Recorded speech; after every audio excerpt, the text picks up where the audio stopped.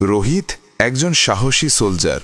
অনেক দিন পর ছুটি পেয়ে সে ঠিক করল এবার তার ফ্যামিলিকে নিয়ে একটু ঘুরতে যাবে। সবাই মিলে তারা পাহাড়ি অঞ্চলে ট্রিপে গেল। পাহাড়ের মাঝখানে ঠান্ডা হাওয়া, চারপাশে কুয়াশা আর সবুজে ঢাকা প্রাকৃতিক সৌন্দর্য দেখে পরিবারটা মুগ্ধ। বাচ্চারা আনন্দে খেলছিল আর রোহিত আর তার স্ত্রী পাহাড়ি পথ ধরে হাঁটছিল। হঠাৎই এক বাঁক ঘোরার পর তারা একটা অদ্ভুত শব্দ শুনল। পাতার ঝিরঝির আওয়াজের মধ্যে যেন ভারী কিছু নড়ছে। রোহিত সতর্ক হয়ে সামনে তাকাতেই চমকে উঠল। পাহাড়ের পাথরের ফাঁক থেকে একটা বিশাল সাপ ধীরে ধীরে বেরিয়ে আসছে। সাপটা এত বড় যে তার শরীর আধা পথ ঢেকে ফেলল। রোহিত দ্রুত তার পরিবারকে নিজের পেছনে দাঁড় করালো।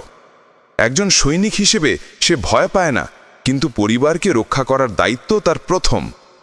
সাপটা কিন্তু আক্রমণ করল না, মাথা উঁচু করে শুধু তাদের দিকে তাকালো, তারপর আবার পাহাড়ের অন্ধকার জঙ্গলের দিকে চলে গেল।